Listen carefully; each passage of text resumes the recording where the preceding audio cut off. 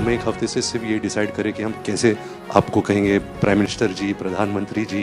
मैं भी आपका परिवार का हूं भाई।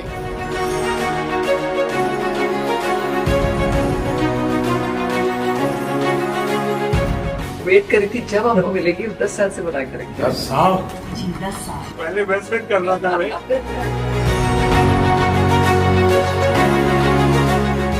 राज कपूर साहब ने दुनिया में भारत के सॉफ्ट पावर की ताकत को एस्टैब्लिश कर दिया।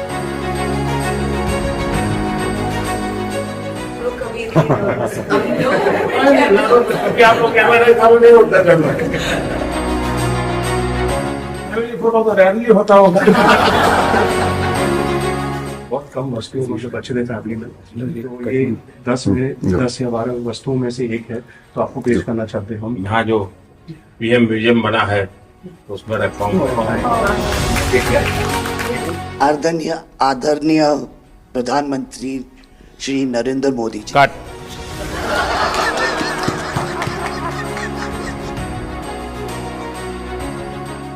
पिछले हफ्ते जो हमारी व्हाट्सएप फैमिली ग्रुप है, हमें एक हफ्ते से सिर्फ ये डिसाइड करें कि हम कैसे आपको कहेंगे प्राइम मिनिस्टर जी, प्रधानमंत्री जी। रीमा बुआ मेरे को रोज फोन करके पूछ रही है क्या मैं ये बोल सकती हूँ, क्या मैं ये वो बोल सकती हूँ। मैं भी आपका परिवार का हूं भाई, आपको जो मर्जी पड़े वो बोलिए। बहुत अच्छा रट के हाँ। आदरणीय प्रधानमंत्री श्री नरेंद्र मोदी जी। कट।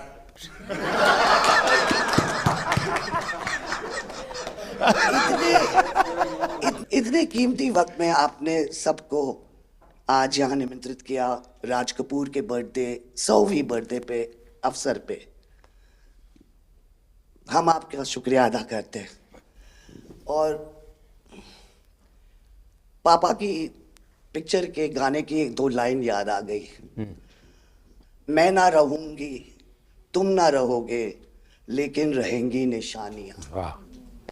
आपने इतना सम्मान प्यार दिया है, आज के दिन को सारी इंडिया देखेगी कि नरेंद्र मोदी जी प्राइम मिनिस्टर हमारे ने कितना सम्मान कपूर परिवार को दिया है।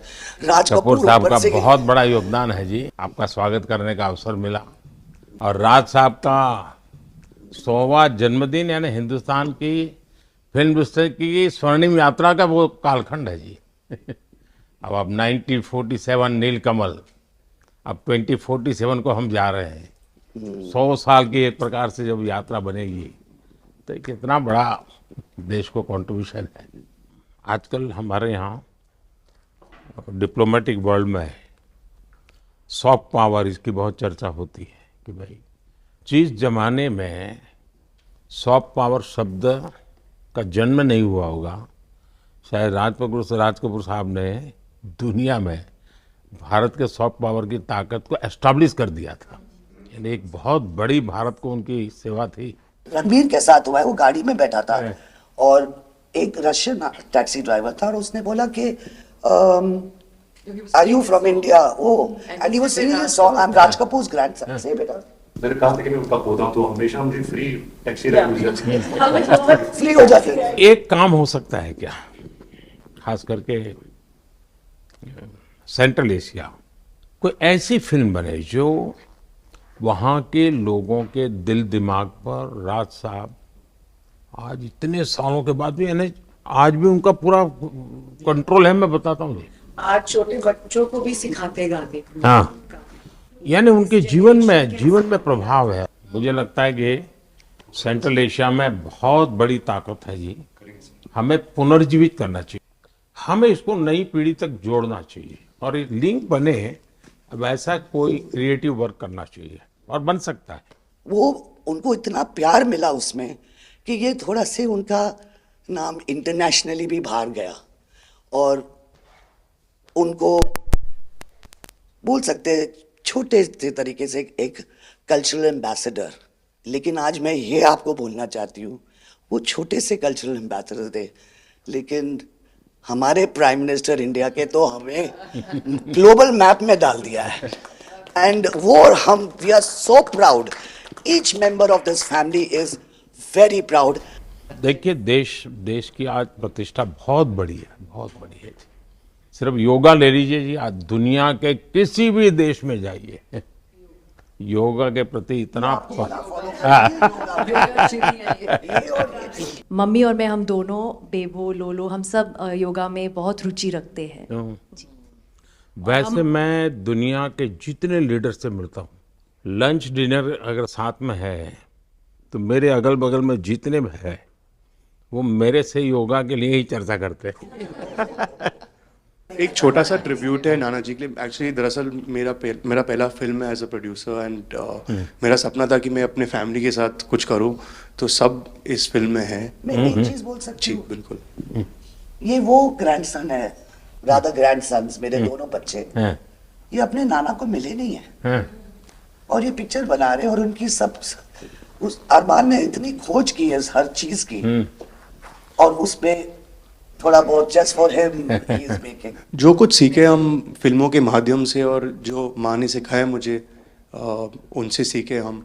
देखिए, जब आप रिसर्च करते हैं ना तो एक प्रकार से आप उसको जीते हैं जी, उस दुनिया को जीते हैं। तो आप बड़े भाग्यवान हैं जी कि भले आपने नाना जी को देखा नहीं, लेकिन नाना जी को जीने का आपको अवसर मिल रहा है। जी बिल्कुल बिल्कुल, ये बहुत बड़ा सपना है मेरा, और I am really thankful, full family is part of this. मुझे याद है हमारे यहाँ इनके फिल्मों की ताकत क्या थी।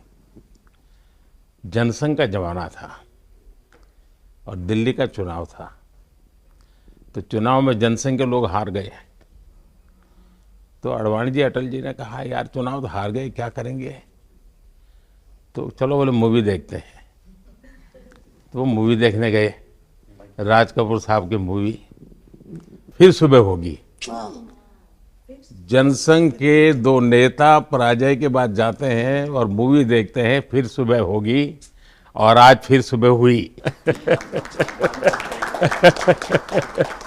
मैं चाइना में था, आपके पिताजी का एक गाना था, उसको वो प्ले कर रहे थे।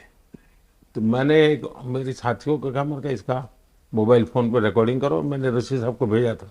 अच्छा, और वो इतने प्रसन्न हो गए। इनफैक्ट अभी हाल ही में आप आई थिंक अफ्रीका गए थे, और वहाँ भी मैंने एक क्लिप देखा था, आप एक जवान के साथ खड़े थे और वो उस टाइम मेरा गाना गा रहे थे।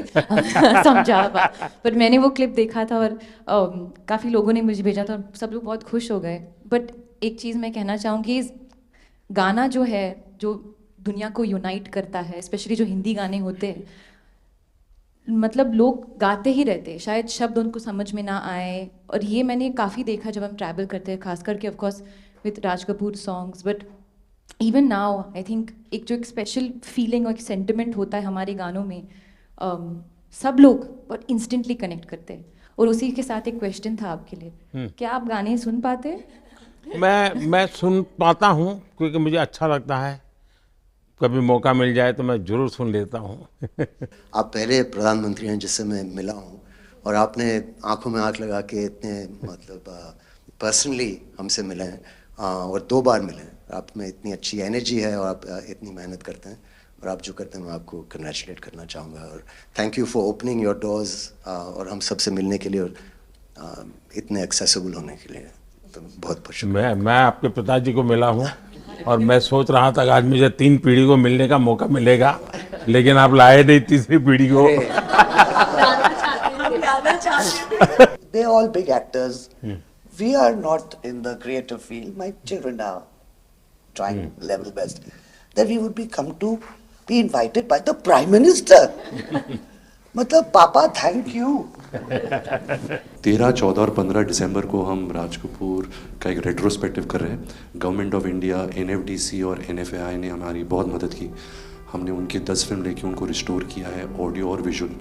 तो हम पूरे हिंदुस्तान में कुछ 160 थिएटर्स में 40 सिटीज़, अराउंड 40 सिटीज़ उनकी फिल्में दिखा रहे हैं। तो 13 तारीख को हमारा प्रीमियर है, जो हम मुंबई में करें। पूरी फिल्म इंडस्ट्री को हमने बुलाया है।